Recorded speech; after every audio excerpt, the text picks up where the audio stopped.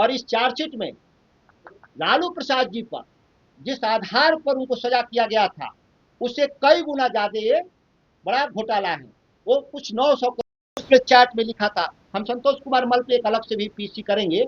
हर अधिकारियों पे मोटा मोटा जत्था है, इसीलिए आपका समय भी बहुत सीमित है। इसीलिए प्रेस कॉन्फ्रेंस अगले 1 से 1.5 महीना में लगातार होंगे। हर 10 दिन 5 दिन पर जो हम साक्ष्य हमारे पास आते जा रहे हैं, यह हमारा पूर्णतः आनंद किशोर पर चार्जशीट है। और इस चार्जशीट में लालू प्रसाद जी पर जिस आधार पर उनको सजा किया गया था उससे कई गुना ज्यादा ये बड़ा घोटाला है। वो कुछ 900 करोड़ का आरोप था। और ये कितना का आरोप है? यह केवल नमामि गंगे और शहरी आवास विभाग को देख लें तो 20 से 25 हजार करोड़ का है। और 20 से 25 हजार करोड़ एक अधिकारी बीच में छोड़ के गया था नौकरी आईएएस का, इसका नगर का था, कौन सुमन था, वह आरोप लगाते हुए यहाँ से गया। हालांकि वो भी शरीफ आदमी नहीं था, वो भी बेईमान आदमी था। लेकिन वो विवाद उसका हुआ मंत्री से, मुख्यमंत्री से बंटवारे को लेकर के, तो नौकरी छोड़ करके वो निकल लिया। वो बाद में नेतागिरी भी करता, उसके लिए अलग मेरे पास आरोप पत्र तैयार है, उसका हम बाद में हिसाब करेंगे। लेकिन वो तो कह के गया था कि ये सब बेईमान है, हालांकि वो खुद बेईमानी में शामिल था। हाँ, कुछ उसका नाम था अनुपम सुमन कुछ करके था, उसके बारे में हम अलग से चार्जशीट तैयार किए हैं। हाँ, ये मेरा चार्जशीट है, इसको सरकार खारिज कर दे। मैं एक मेंबर ऑफ पार्लियामेंट हूँ और जितनी बात मैं यहाँ कह रहा हूँ हम सत्यापित तरीके से कहने के लिए तैयार हैं। अगर कोर्ट में कोई जाना चाहे सरकार और अधिकारी तो मेरे खिलाफ कोर्ट जाए तो हम सारे दस्तावेज कोर्ट को भी देने को तैयार हैं। इसलिए यह कोई मेरी बात मनगढ़ंत नहीं है और कोई ऐसा मेरा आरोप नहीं है जो जिसका दस्तावेज मेरे पास नहीं हो। जब चाहेंगे तो अलग से भी हमसे इन दस्तावेजों को आप लोग ले सकते हैं। लेकिन सागर जी जो प्रेस कॉन्फ्रेंस आप कर रहे हैं तो आपको नहीं लगता नेता प्रतिपक्ष को करना चाहिए वो नेता प्रतिपक्ष कल किए। देखिए, मेरे नेता ने कल प्रेस कॉन्फ्रेंस व्यापक पैमाने पे किए और उसी का एक्सटेंशन ये है। निश्चित तौर पे नेता अन्य कामों में भी हमारी पार्टी के काम में है। आप देख रहे हैं फेक इनकाउंटर का सवाल हो, भ्रष्टाचार का सवाल हो, या आप देखेंगे कि नौकरी में नौकरियों को जो जिस तरीके से नीट में दोबारा प्रधानमंत्री के देख रेख में के बाद भी, प्रधानमंत्री के बाद भी नीट में जो घपला हुआ, तो तमाम ऐसे बिहार में भूमि अधिग्रहण का सवाल है। अभी आपसे पहले कमरा भरा हुआ था कि उन्होंने सब पर बोला, कोई ऐसा व्यक्ति नहीं था जिसके बारे में उन्होंने एक्सक्लूड किया हो, सब पर बोला। दीपक कुमार तक बोल देना जो सबसे ऊपर बैठा हुआ है। फिर नीचे मैंने कहा हो सकता है मुझसे भी एक आध नाम छूट रहा होगा, हम स्वीकार करते हैं। ऐसा नहीं है कि इतने ही लोग भ्रष्ट है बिहार में, इतने लोग ही बेईमान हैं। कई लोगों ने सवाल किया कि फलाना आदमी का आप नाम क्यों नहीं लिए, उनका क्यों नहीं नाम लिए। हम उन तमाम लोगों से बिहार में अपील करते हैं, जिनका भी आप कागज मुझे दीजिएगा, हम उस पर सख्त कार्रवाई और प्रेस कॉन्फ्रेंस के लिए तैयार हैं, हम पीछे नहीं हटेंगे। हाँ, लेकिन हम बिना साक्ष्य और बिना पेपर का हम किसी व्यक्ति पर बेईमान होते हुए भी आरोप इसलिए नहीं लगाना चाहते कि कल के दिन कोर्ट में हम उसको सत्यापित न कर पाए। आनंद किशोर और इनसे संबंधित दीपक कुमार या इनसे नीचे संबंधित जो 9 आईएएस अधिकारी हैं, इनके खिलाफ सत्यापित हमारा दस्तावेज था। मैं 4 दिन बाद 4 तारीख को फिर प्रेस कॉन्फ्रेंस करूंगा। वह दूसरे डिपार्टमेंट का घोटाला का मसला है, वो है लोक स्वास्थ्य अभियंत्रण और ग्रामीण कार्य विभाग में पिछले 1.5 से 2 साल के भीतर कम से कम 40,000 से 50,000 करोड़ की योजनाओं में वही 5 से 7% के आधार पर लोगों ने टेंडर बांटने का काम किया। उसके पास दस्तावेजी सबूत है हमारे पास, उसको लेकर के हम उम्मीद करते हैं कि 4 तारीख तक हमारा वो कागज तैयार हो जाएगा। मैं कर भाजपा ने कल आरोप लगाया कि ये ऋषि कोई वाला मामला घोटाला तभी का है जब मंत्री विभाग के तेजस्वी जी थे।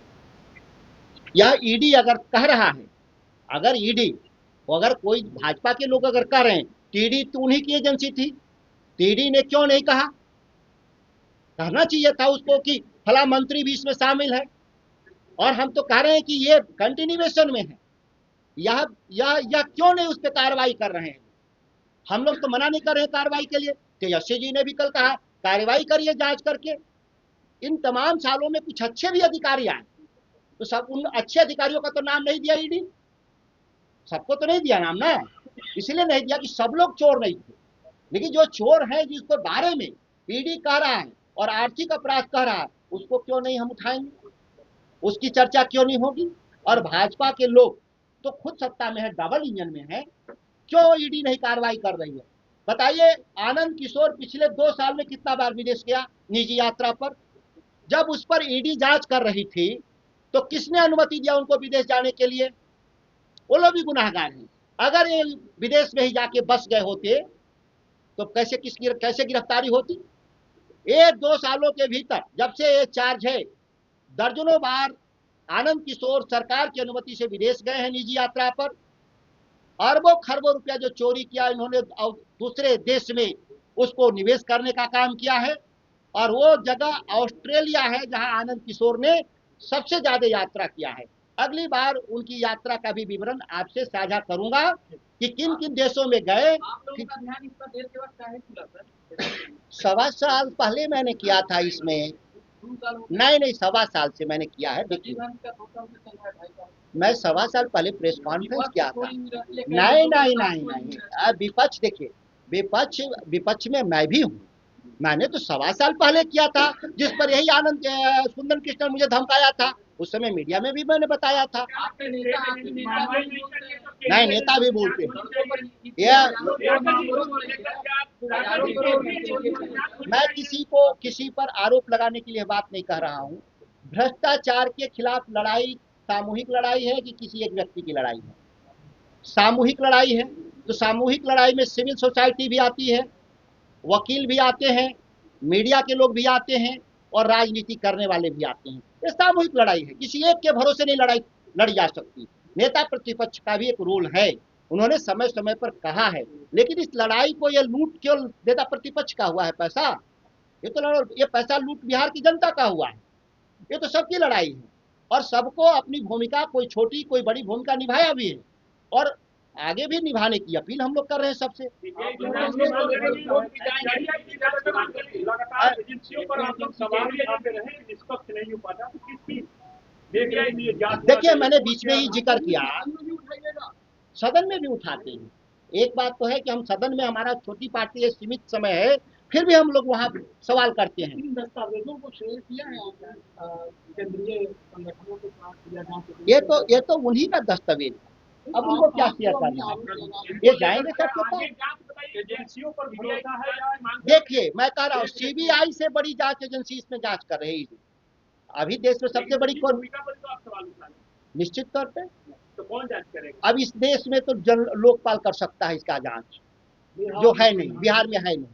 हम तो इस पहले ही आपके बीच में कहे कि लोकपाल है ही नहीं, किसके पास जाए कहने के लिए कि जांच एजेंसियां गड़बड़ कर रही है, जांच नहीं कर रही है, किसके पास जाए? लोकपाल ही नहीं है बिहार में। प्रूफ को लेकर न्यायालय के पास? हाँ, न्यायालय जाएंगे, ये पक्की तौर पे। आप देखिए, पिछली बार एक प्रेस कॉन्फ्रेंस किए थे अडानी के खिलाफ 335 का, हमने उसमें PIL दाखिल किया, आज सुनवाई चल रहा है। क्या न्यायालय फैसला देगा मैं नहीं जानता, लेकिन हम PIL दाखिल करते हैं, पीछे नहीं हटते।